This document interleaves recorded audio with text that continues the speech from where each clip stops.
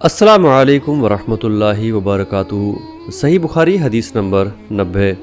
एक शख्स हज़म बिन अबी क़ाब ने रसूलुल्लाह सल्लल्लाहु ताला अलैहि वसल्लम की खिदमत में आकर कहा कि या रसूलुल्लाह सल्लल्लाहु ताला अलैहि वसल्लम, फ़लाँ शख्स मुआज़ बिन जबल लंबी नमाज़ पढ़ाते हैं, इसलिए मैं जमात की नमाज में शरीक नहीं हो सकता, क्योंकि मैं दिन भर ऊँट चराने की वजह से रात को थक कर चकनाचूर हो जाता हूँ और लंबी किरात सुनने की ताकत नहीं रखता।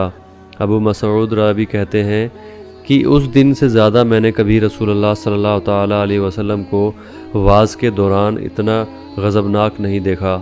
आप सल्लल्लाहु ताला अलैहि वसल्लम ने फरमाया, ए लोगो, तुम ऐसी शिद्दत इख्तियार करके लोगों को दीन से नफ़रत दिलाने लगे हो। सुन लो, जो शख्स लोगों को नमाज़ पढ़ाए तो वो हल्की पढ़ाए, क्योंकि उनमें बीमार, कमज़ोर, ज़रूरत वाले सभी किस्म के लोग होते हैं।